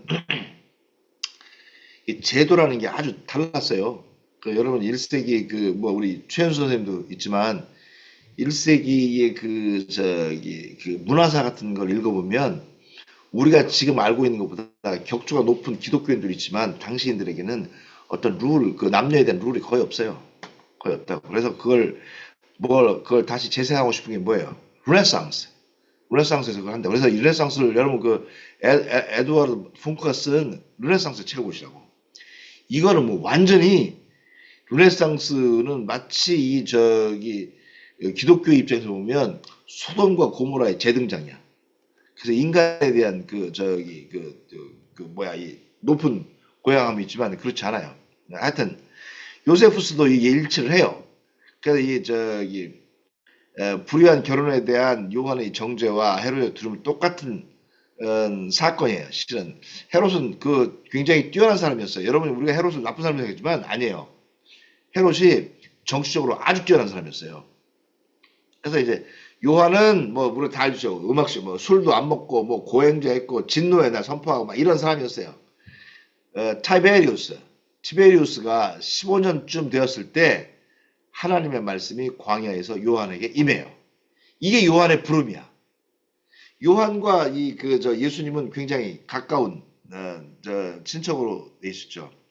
낙타의 털로 만든 거친 옷을 입고 등장을 했고 엘리야가 다시 온 것처럼 그 다음에 아모스를 연상시키는 강하고 퉁명스럽고 두려움이 없는 사람처럼 보였어요. 예수님이 그에 대해서 말씀하신 것 같은데 바람에 흔들린 갈대도 아니요 비단이나 부드러운 옷을 입지 않은 사람 그 다음에 신약 성경과 요세푸스 모두가 다 이 세례 요한의 등장을 굉장히 쇼크가 있는 걸로 보여요. 그래서 이 두 기록은 헤롯이 시급하게 통제해야 할 사람으로 이걸 봐요. 시골 산골의 제사장 혈통을 가지고 태어났고 여기서 여러분 세례 요한에 대한 여기 나오지 않은 내용 가운데 혹시 여러분 저도 한번 가봤어요. 성지순례 가보면 마사다에 갑니다. 마사다에 가보면 세례 요한에 대한 얘기를 슬쩍 흘려요. 거기서 마사다와 콤난에 갔을 때 세례 요한을 얘기하는데 그때 뭐냐면 그때 우리 요단강가에서 세례 주는 그 사람이 우리 가운데 있었던 의의 교사가 아니냐 그런 말들 잘 해요. 근데 세례 요한의 여러분 출생은 아는데 세례 요한이 출생과 제 등장 사이에 얼마나 걸린 것 같아요? 30년. 미니멈 28년. 우리 지금으로 말하면 애지, 애. 28살 먹으면 애인데, 지금은 애인데, 그게 아니고, 예수님하고 6개월 차이니까. 그럼 그 긴 시간 동안 어쩌을까? 요거에 대한 연구가 쿰난 연구가들 가운데 있었어요. 제가 읽은 거에 의하면 로렌 슈초켄복이 쓴 것 같아. 그 친구가 썼는데 지금 그 뮌헨 대학 교수예요. 그 세례 요한의 아버지가 나이가 많아. 그러니까 세례 요한은 어려서 고아가 될 확률이 굉장히 높아요. 고아. 그러면 누군가 이걸 데려다 키워야 될 거 아니에요. 근데 여러분 쿰나는 뭐 하고 있어요? 금욕적이지. 금욕적이야. 금욕적이면 쿰나를 유지할 수 있는 방법 뭐가 있어요? 남녀가 따로 있단 말이에요. 이론 중에 하나, 이론 중에 많이. 그래서 쿰나에 있는 사람들은 뭐라냐면 그 당시에 어린아이들이 부모 없이 고아가 되는 경우가 많잖아. 전쟁도 있고. 그래서 쿰나에서 데려다 키운 거예요. 썰이에요, 썰. 근데 저 학자들 가운데 이런 주장이 있어요. 근데 이 세례요한이 워낙 뛰어나, 어려서부터. 뛰어나가지고 거기 리더가 된다고. 그 리더가 돼가지고 때가 돼서 이제 나가는 거예요. 여기에 대한 결정적 단초가 어디 있어요? 세례. 여러분 세례 주는 걸 어디서 볼 수 있어요? 구약 성경에서 실제로 세례를 주었다는 게 나만 장군이 물속에 들어갔다 나오는 걸 제외하고 물속에 들어갔다 나오는 세례를 어디서 볼 수 있어요? 마치 우리는 세례를 뭐라고 얘기했냐면 요단강 건너가는 것을 세례라고 생각했어. 근데 세례에 대한 이게 뭐예요? 물로 씻는 거냐? 물로 씻는 거. 뭘? 죄를. 구약에서 죄를 씻는 방법은 뭐예요? 피. 동물을 죽여야 돼. 동물을 죽여야만 그 피에 대한 걸로 가는 거예요. 그러니까 저 성전에는 무슨 생각 차이? 그냥 피냄새로 흥건한 곳이었어. 거기는 그냥 허건을 도륙을 하는 곳이야. 도륙을. 그래가지고 우리가 좋게 글로 읽어서 저 다리를 흔들다지 이 다리 여러분 어떨 거야? 다리 흔들면 피가 철철 나는 거야. 그냥 이거는 그걸 들고 있는 거야. 그러면서 무슨 용서 뭐 이런 거 하는 거야. 그런 하다가 세례 요한이 등장을 해가지고 야 봐봐 물에다가 넣고 빼고 용서돼서 가. 완전히 새로운 시스템이 들어온 거예요. 어디서 가져왔을까? 쿰난에 있는 미크베. 씻는 형식이 쿰난에 있었어요. 그래서 쿰난은 모든 제의를 들어갈 때 씻는 걸로 자기의 죄가 깨끗해진다는 형식이 있었던 거예요. 로란 다이네스가 쓴 바리새인 연구에 보면 거기에 쿰난의 앞부분을 다뤄요. 거기에 가장 중요한 쿰난의 가장 중요한 키가 뭐냐면 미크베라는 거야. 미크베가 뭐냐면 목욕탕, 목욕시설. 그거야. 거기서 익숙했던 요한이 이제 어디에 등장한 거예요? 마체루스 밑에 있는 요단강에 등장을 한 거야. 등장을 해서 세례를 주는 거예요. 이거는 굉장히 긴 시간 동안 묵시문학이 있었고 500년 동안 선지자가 끊어진 이 상황 속에서 이 기가 막힌 인간이 하나 등장을 한 거예요. 근데 이게 겁이 없네? 이 젊은 친구가 겁이 없어. 막 욕하는 거에 독사자. 나중에 예수님도 욕하긴 하지만 예수님은 왜 욕하셨을까? 갑자기 생각나네. 예수님 욕을 왜 하셨을 것 같아요? 바리새인들한테. 우리말로 독사의 자식들 하지만 실은 그거 굉장히 쌍욕이거든. 예수님도 욕하는데 나도 해도 되나? 이런 생각하면 예수님도 욕했는데 나도 해도 되나? 이런 목사가 돼서 욕하는 걸 좀 어렵긴 한데 아니 우리가 예수님을 본받아야 되는 거 아니에요? 같은 나쁜 놈을 향해서는 욕을 해도 돼. 제가 이건 사담인데 제가 가끔 한 번은 썼는데 예수님이 그 황금률을 얘기할 때 왼뺨을 오른뺨을 대고 왼뺨을 대라 이렇게 얘기하잖아요. 그래서 맞아 그러는데 그 예수님이 재판장에서 실제로 따귀를 맞잖아요.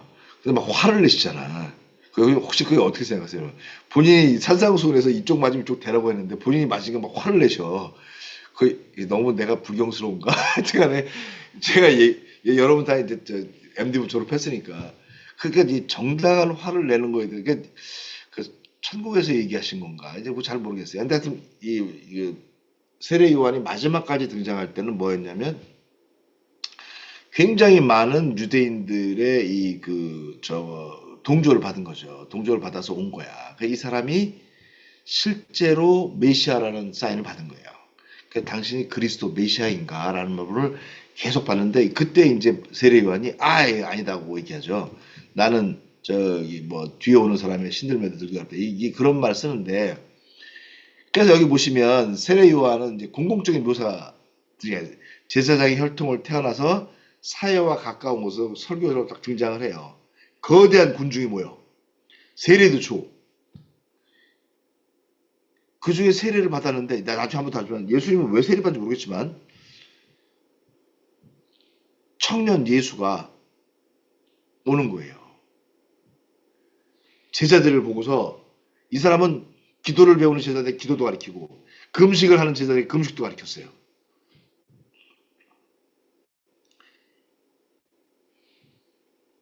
근데 사마리아 지역에 간 적이 없죠. 근데 뭐 잠깐 뭐 있었긴 했지만 이 마체루스 감옥이라는 건 어디냐면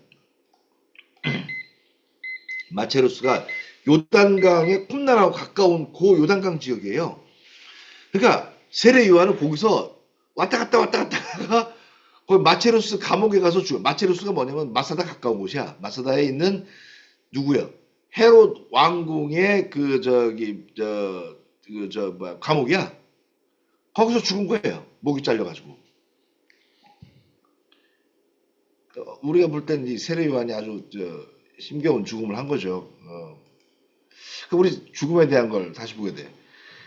그래서 이 헤롯 안티파스가 에게 체포되어 할 때까지 요단강 베레아 지역에 왔다 갔다 했어요. 근데 세례 요한이 아주 재미난 게 있어. 여러분들 다 아시는 내용이지만 진노의 날이 가까웠다. 이런 말을 해요. 그 다음에 대행자가 온다. 메시아가 올 것이다. 그 축적이와 알고 계셔 성령과 불로 세워준다. 여기 불이 뭘까? 불. 이 누가복음은 이 불에 대한 이야기를 많이 해요. 불. 이 메타포죠. 이 불이라는 것은 알다시피 불이 헬라어로 뭐예요? 푸르. 그 프로메테우스. 푸르를 가져온 자. 불 가져온 자가 프로메테우스니까 그러니까 푸르가 불이야, 불. 불 가져온 존재야. 메테우 그래가지고 맨날 독수리한테 뭐 쪼이기도 하고 나중에 그런 썰을 푸는데 불이라는 것을 왜 누가는 성경은 자꾸 썼을까? 여기에 대한 해석 중에 저하고 이제 저를 하버드 대학에 초청해줬던 프랑스와 보봉 이라는 사람이 누가복음을 썼는데 누가복음에서 그 사람보다 이 불이라는 것은 심판의 다른 말이라는 거예요. 심판의. 그러니까 여기에서 지금 보시면 이 누가 저기 사도행전은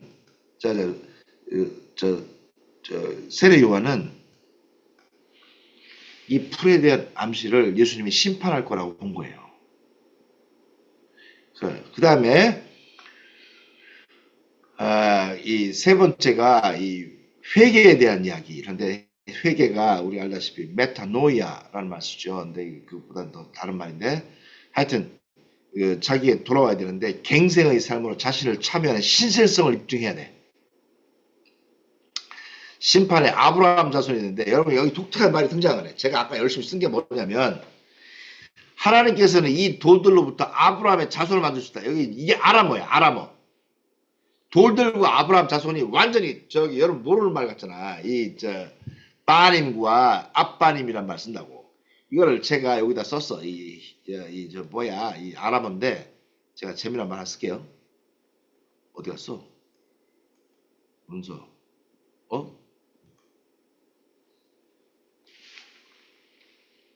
잠깐만. 내가 아까 열심히 히브리어를 썼는데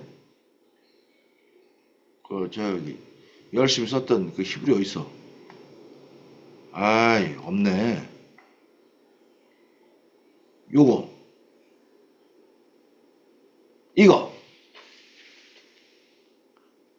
아니의 아님이 돼요. 근데 아빠님이 돼. 복수니까. 아비라는 말이 이 아들들이라는 말, 자녀. 이게 아빠님 그럼 뭐예요? 이 돌들이야.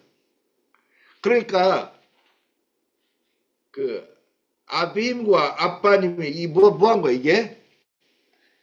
지금 그 저기 이게 저 뭐야 그 저 이 저 워드 플레이를 하는 거야 워드 플레이. 이제 아브라함 자손과 돌들이라는 게 우리가 볼 때는 그 저기 의미가 없는데 이게 이 아람어에서 거의 그 카성 사람만 다른 그 같은 말인 거예요. 그러니까 이걸 보고서 이 거기 있는 사람들은 다 알아들어. 우리만 못 알아들어. 그래서 이걸 제가 얘기하면은 왜 이게 워드플레이 그 단어를 가지고 이야기한 건지를 말하고 있는 거예요. 그래서 이게 아람어에 아주 중요한 말이에요. 그래서 얘기하는데 이게 우리가 생각하는 것보다 훨씬 더 그 많은 것을 당시 사람들은 안 거예요. 그래서 이 알았는데 anyway. 자, 그래서 이 아브라함에 대한 아브라함의 자손과 돌들이라는 이야기를. 그 다음에 세례 요한은 도덕적인 충고를 둬요. 뭐냐면 가난한 형제들과 나누라. 군중을 향해 말하죠. 세금 징수자, 텍스 컬렉터. 이게 그냥 이거를 돈 갈취하지 마라. 얘기하는 거죠. 그래서 DS1에 진노의 날이 너희들 앞에 올 텐데, 이게 진노의 날이 올 때까지 중간 윤리, 그 윤리상 남의 거 뺏고 하지 말고 형제들과 나누고. 이게 뭐 하고 있냐면 실은 많은 고아와 과부, 그 다음에 하나님의 백성이 뭐예요? 나중에 지금 여러분이 가지고 있는 부가 불평등하지만 어떻게 전국적으로 여러분이 가지고 있는 부는 의미가 없다는 거예요. 그러니까 지금 이 땅에 사는 동안에 모두가 다 그 부를 공용하게 가져서 잘 생명을 유지하란 말이죠. 이런 내용을 가지고 시작했어요. 그래서 요한은 이런 결단을 한 사람들한테 세례를 베풀었어요. 아까도 얘기했듯이 이게 이 당시에는 아직 요한의 세례하고 기독교하고 관련이 없어요. 관련이 없는데 유대교로 개종한 이방인 회심자들이 거쳐야 하는 의식적 침례, 이게 1세기에 있었는지 잘 모르겠어요. 그러니까 이방인이 받으면 되는가? 그건 잘 모르겠어요. 근데 유대인들에게 이 근접한 유비가 있는데 콤란에서 행해진 에스네파 세례 가운데 이게 있어요. 그 세례 의식이 유대인에게도 해당되었고 있었다는 거예요. 그러니까 이건 뭐냐면 뭐가 작다하나요? 이 종말과 연결된 걸로 어디서 쿰단에서 했다는 거예요. 쿰단에서. 그러니까 세례 요한이 쿰단과 매우 밀접한 관련을 가지고 있었다는 암시를 줘요. 그래서 거기에 쿰단이라고 하는 것이 여러분 알다시피 BCE 기원전 63년쯤 되면 살로메가 150년인가? 정확히 하스모냐 왕가에 대한 기억이 갑자기 안 나네. 거기 살로메가 산헤드린 공회에 바리새인을 집어넣어요. 바리새인을 집어넣으니까 바리새인들이 나 안 들어가. 그래가지고 일단의 의의 교사라는 그 사람과 함께 이게 튀어나가요. 튀어나가서 자기들끼리 공동체를 만든다고. 그게 만들어가지고 그것을 유지해요. 상당히 오랫동안 유지돼요. 그게 근데 거기에 나간 사람들이 만든 건데 제가 콤란을 한번 가본 적 있어요. 저랑 같이 있었던 그 동료 교수하고 일주일간 남아가지고 차를 몰고 이제 이스라엘 가다가 그 친구가 그 동네를 많이 가봐가지고 갑자기 길 가다가 아스팔트에서 바깥으로 차를 확 몰고 나가버리더라고요. 이 사람이 무슨 배짱인가 했더니 한번 해보고 싶었대. 자기가 맨날 저기 사람들하고 와가지고 해보고 싶었는데 한번 해본다고 그러더니 도로에서 갑자기 렌트카를 몰고 바깥으로 나가버리더니 콤난 동굴 밑으로 쭉 가더라고요. 저도 한번 가봤어요. 가봤는데 그 콤난이라는 게 원래 공동체가 아니고 콤난 그 동굴이라는 게 거기 사는 게 아니고 거기가 도서관. 문서들이 많이 있는 거죠. 거기다 저기 어떤 애가 양 잡으려고 돌 던졌다가 쭉 들어가서 이제 잡아온 그런 내용인데 이 콤난이 발견되기 전까지 아주 재미난 일이 있어요. 콤난이 발견되기 전까지 루도르프가 저걸 구약 성경을 저기 에디팅했어요. 루돌프가 에디팅해가지고 구약을 막 바꿨어. 뭐 에디팅을 했어요. 근데 콤난이 발견됐네. 48년에 발견되고 나서 에디팅한 거하고 두 개 맞춰보니까 루돌프가 한 히브리어가 틀렸네. 그래가지고 그걸 재작업해요. 칼 엘리거가. 그래가지고 그거 칼 엘리거가 재작업해가지고 만든 게 지금 우리의 마스터리 텍스거든. 콤난은 굉장히 나중까지 중요하게 다뤄져요. 여러분 나중에 이제 뭐 콤난에 대한 이야기를 읽으면 재미있긴 할 거예요. 여하튼 그래서 거기에 이 사람들이 가르치는 게 뭐냐면 이 종말론에 대한 이야기예요. 마지막까지 언약에 대한 얘기는 계속 있었으니까 종말에 대한 이야기를 해요. 자, 그 다음에 이게 자꾸 날라다녀. 저 잡아야겠는데. 한 번 더 와봐라. 넌 이제 나한테 죽는다. 옛날에 사놓은 건데 됐다. 근데 하여튼 그러면 이 요한은 메시아라고 생각했을까? 공간복음에 따르면 가능성을 짐작하는 게 있어요. 올라올 때 직감적으로 그러니까 예수님의 자의식이 있는 게 아니라 이것은 요한이 알게 했다는 것. 그 다음에 요한이 이 극적 효과를 위해서 근데 요한은 동의했지만 마지막에 요한이 하는 말이 있어요. 마체우스 감옥에서 이걸 얘기하는 거야. 고도를 기다려야 할까요? 라는 말처럼 당신이 올 겁니까? 또 누구 기다립니까? 근데 예수님이 이런 이야기를 했을 때 이사야 글을 가지고 이야기를 하죠. 그래서 이제 요한은 이제 그렇게 죽어요. 죽는데 누구야 예수님의 이사야 구절의 답변. 여러분 요 말 이 사람 지금 AM 헌터가 몰라. 당신이 오실 자인가요?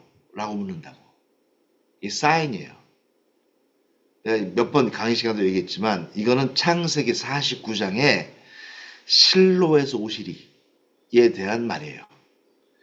이게 뭐냐면 1세기의 요 단어가 메시아 암시 용어예요.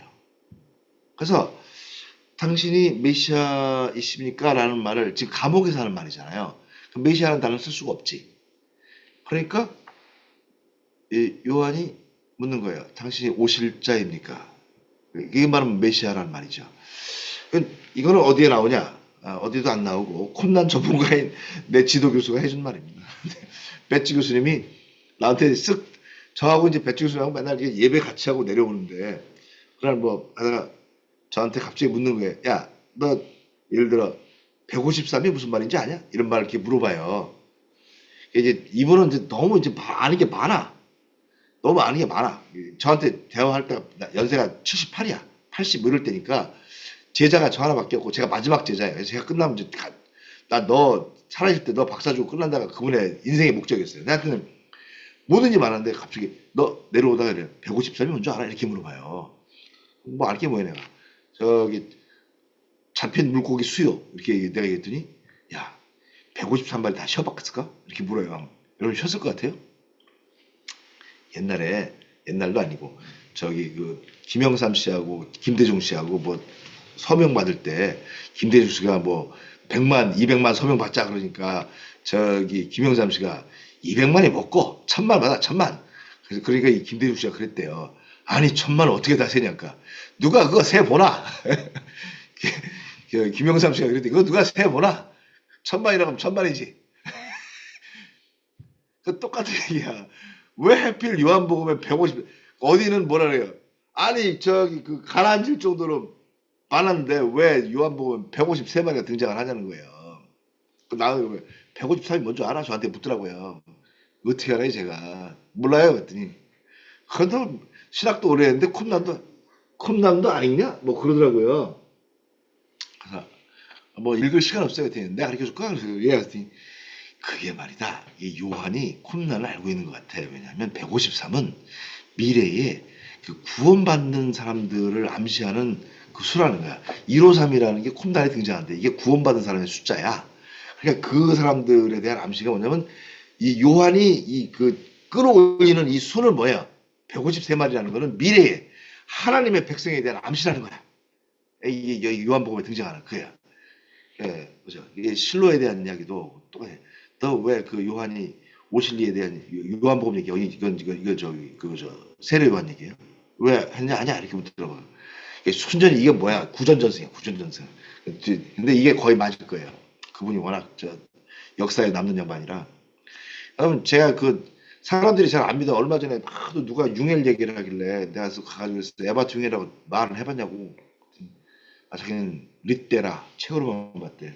난 만나면 아 나 그 사람하고 얘기했던 사람이라고. 몰트만 얘기하면 아 나 몰트만 하고 얘기했다. 안 믿어? 뭐 안 믿으면 할 수 없지 뭐 어디가 있어요. 근데 그런 게 아니고 실로에서 온다는 그 말을 하는 것은 요한이 벌써 예수님에 대한 것을 검증하고 싶은 거예요.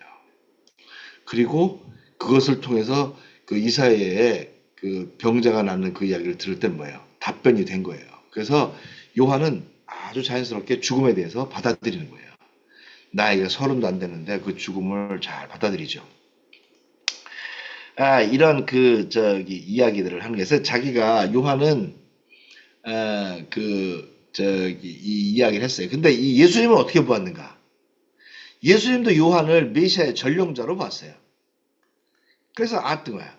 그래서 그의 사역은 하나님으로부터 온 것이었지 사람이 고안한 것이 아니다. 라는 말하고 여타의 선지자들과 다른 거예요. 제가 이 그 저기 이 요한 가지고 그 여기 광주에 있는 사람들 알고 양형태 장로라는 사람이 있어요. 양형태 장로. 그 저기 뭐야 그 저기 그 최근에 그 서울 법대 나온 사람들 저 고시 합격할 때 양형태 장로가 쓴 책 가지고 고시 봐요 고시.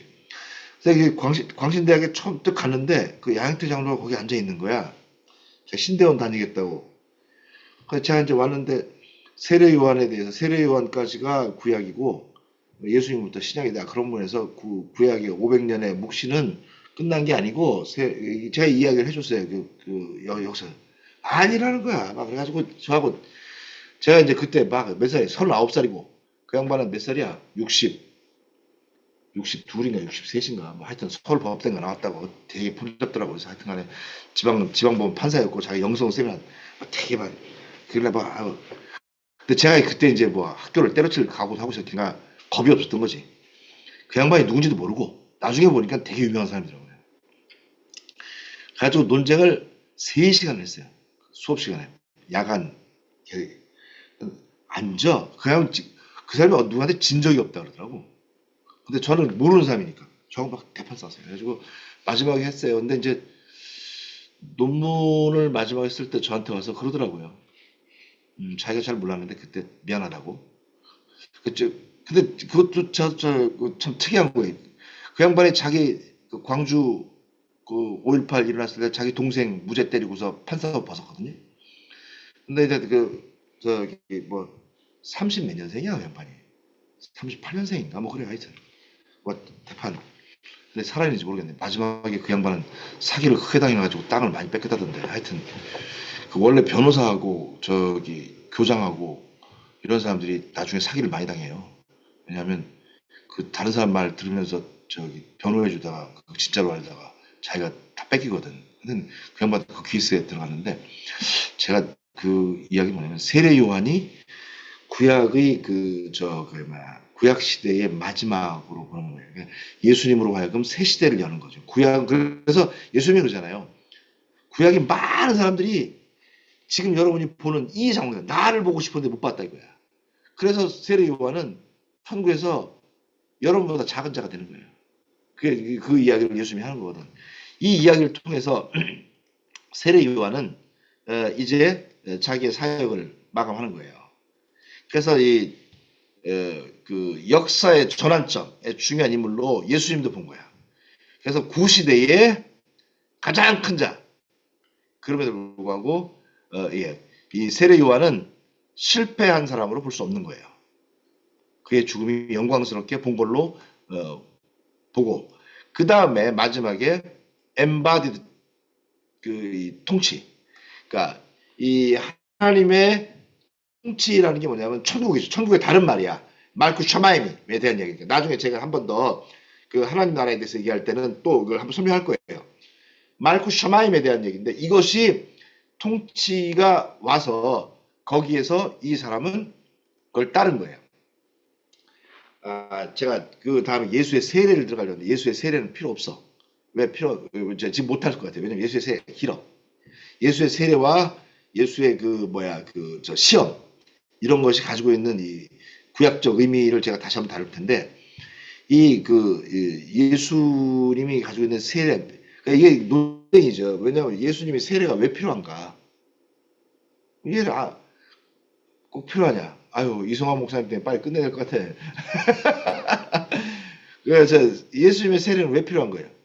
예수님의 세례 우리가 예수님의 이름으로 세례받는데 그럼 세례 요한은 누구의 이름으로 세례 줬을까요? 없어. 그냥 야 죄 용서한다 이렇게 주는 거야. 근데 예수님의 그 이후의 세례는 뭐예요? 예수님이 죄도 없는데 왜 세례를 받을까? 이런 문제를 다루게 될 건데 세례 요한의 등장과 마지막에 가지고 있는 이 구약의 마감이라고 하는 이 특별한 이야기를 볼 수 있는 겁니다. 다음 시간에는 제가 이거 할 건데 제가 여러분한테 지난번에 김창선 교수를 여러분이 인터넷에서 검색하면 나와요. 되게 유명한 사람이야. 저하고 같이 공부했는데 58년생이에요. 그래서 이 양반이 이미 은퇴를 했어요. 은퇴를 했는데도 계속 그 강의를 해요. 근데 이 사람한테 제가 유대에 하고 싶다 그랬어요. 자, 생각해 보셨어요? 뭘 했으면 좋겠다? 안 했죠? 안 했으니까 이번 주까지 저한테 이메일로 보내세요. 한 번 더 기회. 이메일로 보낼 테니까 이메일로 뭘 했으면 좋겠다라고 보면 제가 여러분이 보고 제일 좋은 거 하나 택해서 그 양반은 해준다고 지금 나하고 통화했어요. 통화했고 그러면 제가 학교로 갈까요? 그러길래 올 필요 없어요. 집에서 하세요. 그랬어요. 집에서 하고 내가 뭐라 그래 이거 돈 호노라를 뭐라 그래 우리말로 사례비를 주기로 했어요. 그러니까 그까지 우리 다 끝났어. 돈 얼마 받기로 하고 다 끝났으니까 여러분이 주제만 저한테 주시면 그 양반한테 우리가 주면 그 사람 강의 재밌게 잘해요.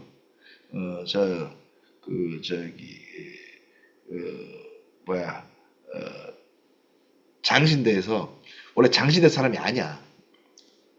장신대 사람이 아닌데 김지철이라고 어디야 소망교회 담임 목사가 이 사람이 루터 대학에 있었어요. 근데 공부를 많이 했는데 자기 후배잖아. 이게 원래 김지철, 성종현, 누구야 조경철 또 누구지? 장혜경, 오성종, 김창선, 나 이렇게 7명이 투병에서 시작으로 박사받아요. 그래가지고 7명한테 이렇게 막 해주는 거야. 나보고 장신대에서 강연하라 그랬었는데 안 갔는데 그러니까 요 사람들이 우리 그때의 선배고 내가 막내. 지금 남아있는 이제 나도 60대네. 예전에 내가 나 혼자 50대였는데 하여튼간에 그 양반들은 이제 70대 들어가. 아니다. 48년생이면 아직 70대구나. 70대. 나보다 연배가 좀 높으신 분들이니까. 그런 사람들만 있어요. 그 사람들한테 내가 전화하면 와서 우리 들어올 거예요. 근데 그 사람들은 내가 볼 때는 뭐 우리한테 할 거 없고 그 정도 할 거면 차라리 튜빙 대학 교수한테 들어오라고 하면 되니까. 그래서 제가 볼 때는 하고 이번에 제가 11월 20일 날 보스턴에 SBL이라고 세계 회회 가는데 거기 가가지고 2명을 만날 건데 하나는 제가 옛날 친구들 하나는 에딘버러 교수고 하나는 맥길 대학 교수예요. 그래서 아니면 저기 브라이언이 올지 모르겠는데 뭐 몇몇 친구들 만날 건데 그 친구들한테 다음 학기에 내 강의에 들어오라고 하려고 그래요. 들어와서 여기서 저 특강 하나 하려고. 그래서 되게 유명한 친구들이에요. 여러분 보면 알아요. 에딘버러 대학에 있는 친구는 레리 허타도 후임이에요. 되게 유명한 친구인데 그 사람들한테 할 테니까 그 주제 같은 것도 하나 잘 찾아놓으면 그 나라에서 들어올 거예요. 들어와서 내가 통역하면 되니까 그 정도로 하려고 그래요. 김창선 씨에 대한 김창선 박사 거는 그 사람이 누구 제자냐면 요아킴 예레미야스의 아들인 게하트 예레미야스의 제자예요. 한국 사람 중에는 그 사람 하나야. 그러니까 오토 베츠 2명, 슈트홀마우한테 2명, 베츠에게 2명, 그 다음에 그 호피우스한테 2명, 예레미야스한테 1명, 이렇게 7명인데 그 예레미야스한테 한 사람이 그 사람이에요. 그 예레미야스 교수가 그 김창선 교수하고 나하고 둘이 있으면 어쩌면 나를 더 좋아할 수도 있어요. 내가 더 말 많이 했으니까 그 양반하고 친해가지고. 그러니까 그거 잘 진행해 주시면 좋을 것 같아요. 다음 주에는 제가 오늘 한 거 마지막 하고 여기 입시스마 벅스라는 말이 그 요아킴 예레미야스가 자기 책에서 한 말이에요. 책에서 한 말인데 그게 왜 그 말이 등장하는지에 대해서는 잘 몰라 사람들이. 그 말만 가지고는 설명이 안 돼요. 그래서 제가 그 부분을 제가 설명을 할 테니까 신약학 조그만 논문이 이렇게 소논문을 쓴 건데 그걸 보고 거기에 이제 누구야 구스타프 달만이라는 사람하고 그 다음에 누구지 T.W. 맨슨이라는 사람하고 이런 사람이 등장할 거예요. 그게 이제 여러분이 알고 있는 대부분의 책들은 그 책들이 아류. 안 봐도 되는 책들을 열심히 그 사람들 돈 벌어주냐고 책 보고 있는 거예요. 하여튼 제가 생각하기에 그거와 함께 제가 또 한번 설명할 테니까 다음 주는 그렇게 하고 오늘은 제가 또 예배에 또 들어가야 돼요. 제가 또 우리 채플에 갔는데 그래도